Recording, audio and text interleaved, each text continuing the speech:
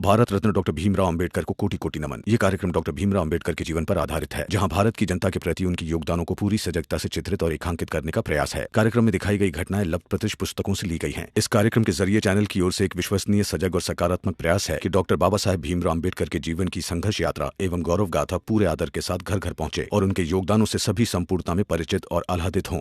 अगर सब लोग पैसे इकट्ठा करते हैं तो हम भी हमारे हिस्से के दे देंगे। जीजाबाई, तेरी भीम और रमा पर की चिड़ इतनी बढ़ गई है और उसी के चक्कर में आज तेरा पति भूखा है, वो तुझे दिखाई नहीं दे रहा है। और मैं भी खाना नहीं खाऊंगी, मैं भी भूखी रहूंगी।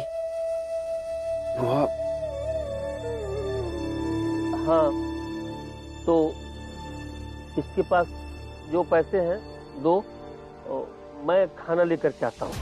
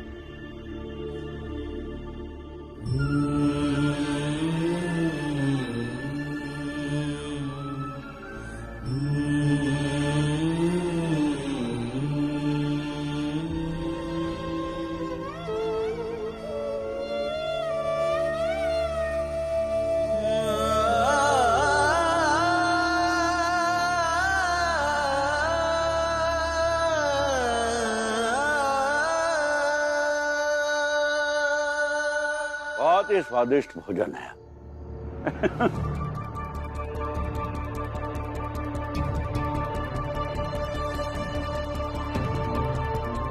भीमराव, देख लिया तूने हम ऊंची जात वालों से टकराने का नतीजा?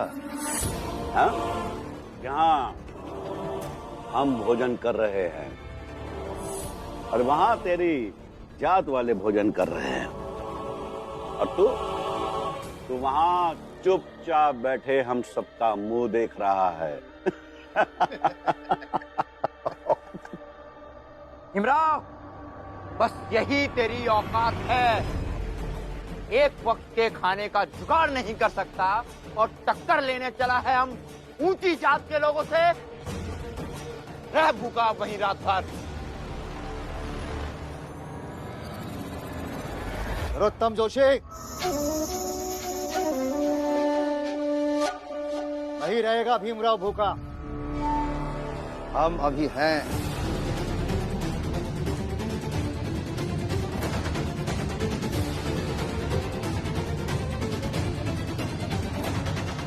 किर्लोस्कर, है तो तू ऊंची जात का, लेकिन है ना, तेरे अंदर ऊंची जात वाले संस्कार नहीं हैं। हम ऊंची जात वाले ऐसे छोटी जात वालों से कोसों दूर रहते हैं। लेकिन तू देख अपने आप को, तो इन छोटी जात वालों के लिए खाना लेकर आया है। प्रचंड देव जी, आप जिस जात से हो मैं भी उसी जात का हूं। इस कारण आपकी जगह खड़े होकर देखे तो हमारी जात भी उच्च हुई, परंतु तथापि मैं इन सब के लिए भोजन लेकर आया हूं। ये मेरा संस्कार है प्रचंड देव जी। इस कारण पुनः कदापि ये नहीं कहिएगा कि सारी उच्च जाति के लोग ऐसे ही हैं। आपके लिए उच्च जाति का अर्थ केवल विशेष जात में जन्म लेना होगा, परंतु मेरे लिए उच्च जाति का अर्थ उच्च कर्म करना है और भूखे को भोजन देना सर्वोच्च कर्म है।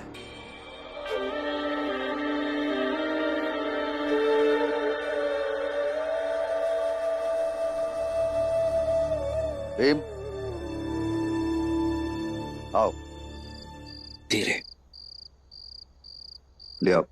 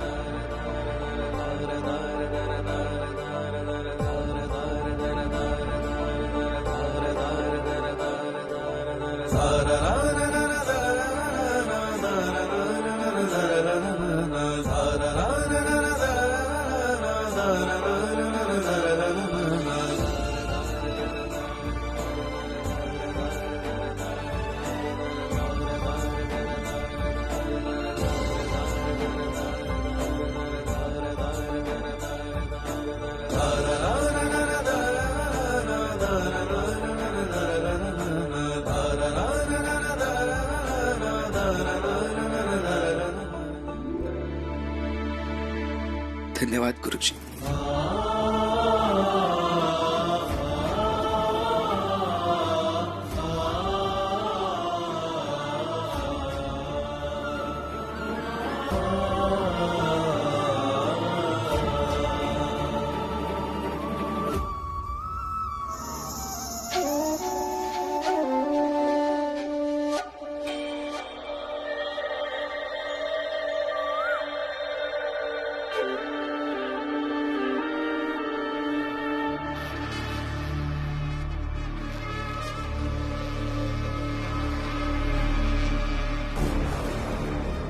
रात में दरवाजा खोलने के लिए तो नहीं कहा उसने? मालिक, रात भर में एक बार भी उन्होंने दरवाजा खोलने के लिए नहीं कहा। लगता है होश ठिकाने आ गए।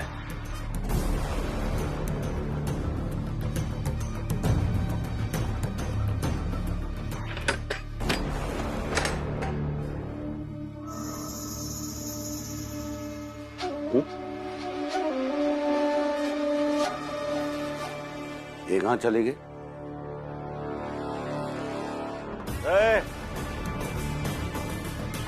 कहाँ दो? अरे कहाँ चले गए तो? कहीं नहीं गई हूँ मैं, यही हूँ।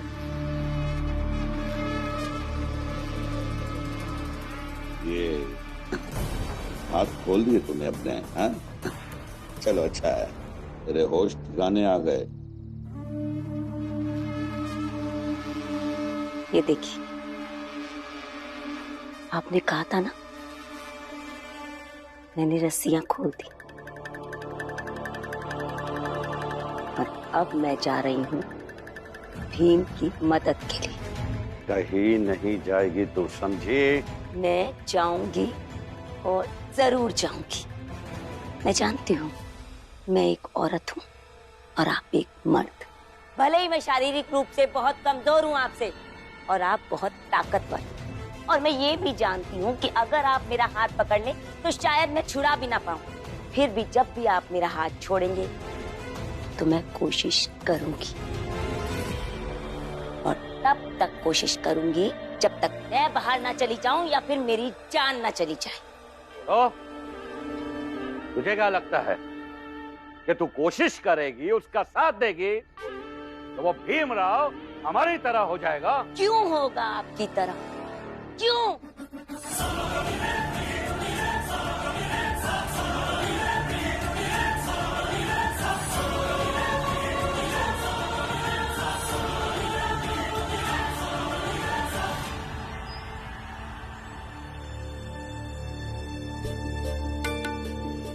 तो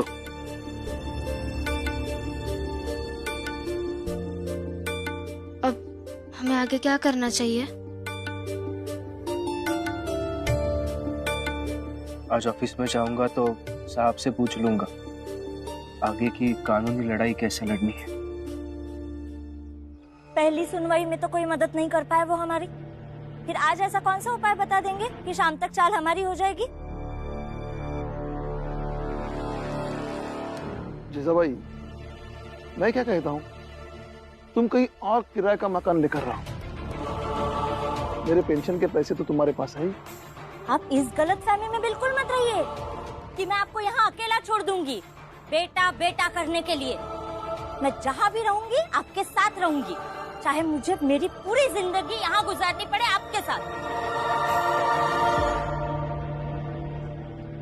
नहीं, आप सबको यहाँ अपने इस चौल के बाहर रहने की जरूरत नहीं है।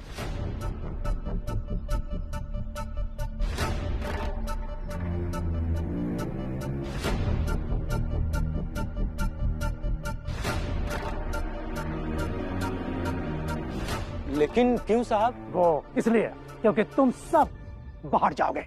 मतलब? नगर पालिका ने तय किया है कि क्योंकि इस चाल के निर्माण अभी बंद है, इसीलिए यहाँ पर कचरा फेंका जाएगा। क्या? ये कैसी बात कर रहे हैं? ये हमारी चाल है। चाल के बाहर खड़े होकर हम लोग अपने घर की लड़ाई लड़ रहे हैं और आप कह रहे हैं कि हम यहाँ से चले जाएं और आप यहाँ कूड़ा फेंकेंगे? हाँ, तो तब तो मैं क्या कह रहा हूँ, समझ में नहीं आया क्या? मतलब आपकी मर्जी के ऊपर है क्या सब? आपको आज लग रहा है कि कचरा फेंके तो यहाँ कचरा फेंक देंगे? मुझे पता था कि तुम कुछ ना कुछ जरूर बोलोगे। ये लो, तुम्हारे लिए कागज लेकर आया हूँ, लो पढ़ो।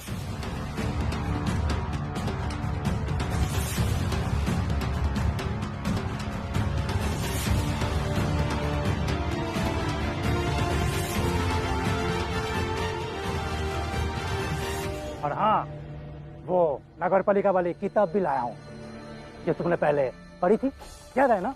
इसमें लिखा है अगर नगर पालिका को लगे कि कोई ऐसा ही जगह खाली पड़ी है तो वहां पर कचरा रख सकते हैं, और मुझे लगता है ये जगह ऐसा ही है।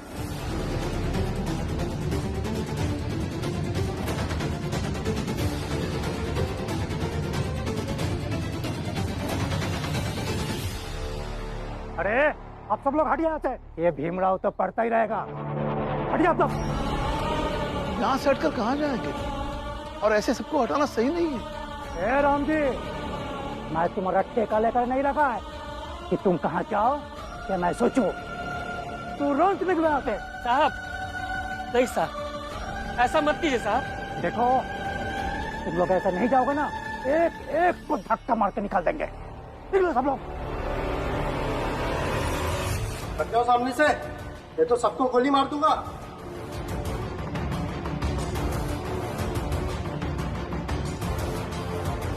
डरते नहीं है हम, मार डालिए लेकिन हम यहाँ से नहीं जाएंगे। हमें हमारे घर से निकाल दिया, अब क्या यहाँ से भी हटाओगे? कहाँ रहेंगे हम सब? नहीं हटेंगे हम यहाँ से। हाँ हाँ, कहीं ना जाएंगे हम लोग, यही दिन में कहीं नहीं जाएंगे हम लोग। नहीं हटेंगे, नहीं हटेंगे हम यहाँ से। यही रहेंगे, नहीं जाएंगे हम, नहीं हटेंगे, नहीं जाएंगे।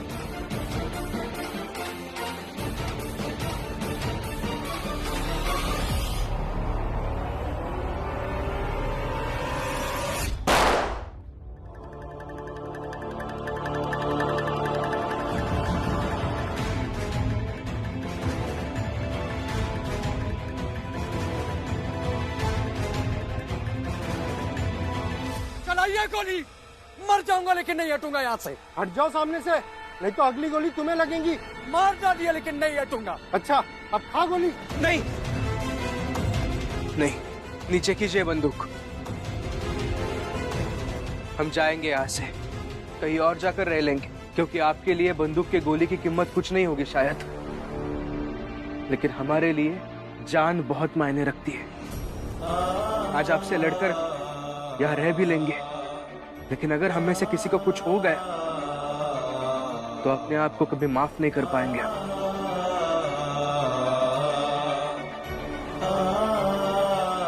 हमें जाना होगा, हम सबको जाना होगा यहाँ से। चलिए सब अपना अपना सामान उठाइए।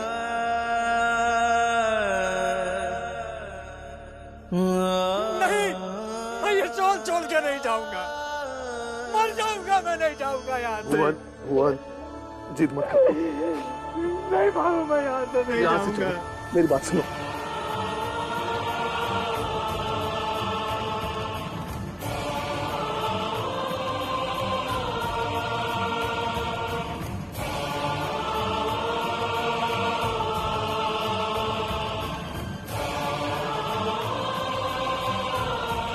चलो गाड़ी अंदर लेके जाओ, कचरा डालो।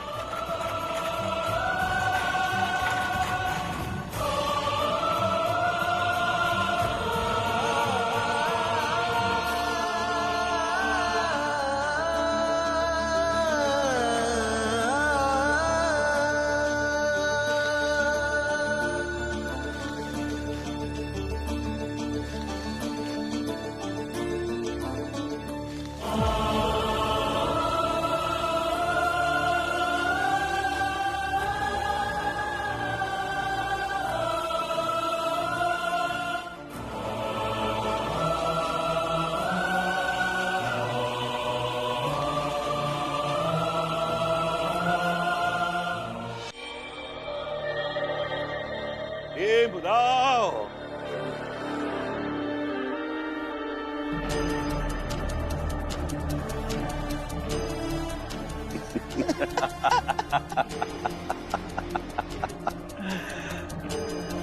भीमराव, तेरी पहुंच तो गवर्नर तक है ना, तो एक काम कर, वहां जा, थोड़ा गिड़गिड़ा, हाथ पैर जोड़, रोना धोना कर, तो शायद कुछ हो जाए, लेकिन होगा कुछ भी नहीं भीमराव।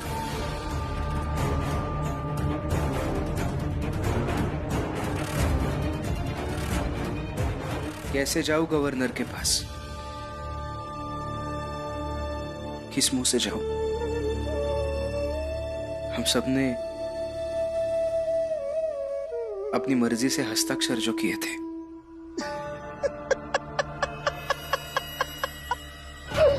प्रचंड देव जी, ये तो अच्छा हुआ, मेरी संगति में ये सच स्वीकार करना सीख गया। और तुम सब बहुत कूद रहे थे ना कोर्ट के सामने बरसाती मेंढको, अब उसी तरह कूदते कूदते निकलो यहाँ से। और हाँ, निकलने से पहले एक बात याद रखना, हम तुम्हें कभी ना मिले और तुम हमें कभी ना मिलो। इस मंदबुद्धि भीमराव को छोड़कर, क्योंकि ये भीमराव जहां जहां जाएगा मैं से ढूंढ ही लूंगा। याद है ना भीमराव, एक वादा किया था तुझसे कि तुझे मैं तब तक परेशान करता रहूंगा जब तक कि तू ये बंबई शहर छोड़ेगा नहीं। हा? तो ये सामान हटा और निकल। हाँ हाँ बिल्कुल, हम भी आपके आसपास ही रहना चाहते हैं ताकि आपको हर चुनौती पर मुंह तोड़ जवाब देते रह सके। इससे हमारा भी मनोबल बढ़ता है।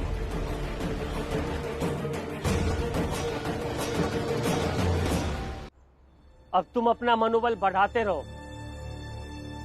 हम तो अपनी अपनी व्यवस्था कहीं कर ही लेंगे। अरे वाह हितेश भाऊ, क्या बात बोली है, हाँ?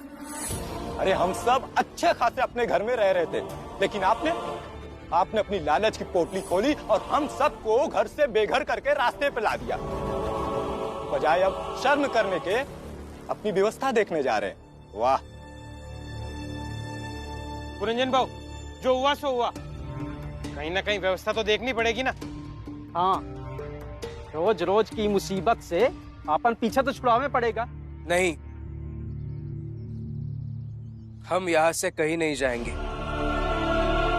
यही रहेंगे हम। अब जब शासन ने ही बंदूक और डर का खेल खेलना शुरू कर दिया है, तो हम सब भी उनके साथ वही खेल खेलेंगे। हाँ तो ठीक है, बंदूक दिखा दिखा कर थोड़ा पीछे करते रहेंगे और ऐसे करते करते अपने जात, अपने समाज और समाज की हर रेखा से बाहर कर देंगे। नहीं कर पाएंगे। आज आपके पास ये कागज था, ये कागज दिखा के आपने हम सबको पीछे किया, डराया। कल का क्या? कल आपके पास ऐसा कोई भी कागज नहीं होगा। लेकिन कल मैं एक कागज लेके आऊंगा अदालत से, जिस पर लिखा होगा कि जब तक हमारे केस का फैसला नहीं आ जाता, यहां से हमें कोई भी हटा नहीं पाएगा।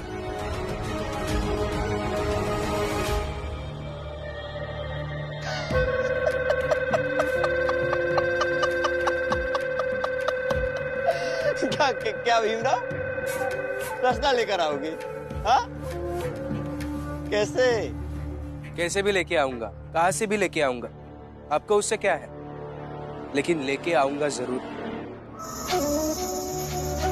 अच्छा, देखते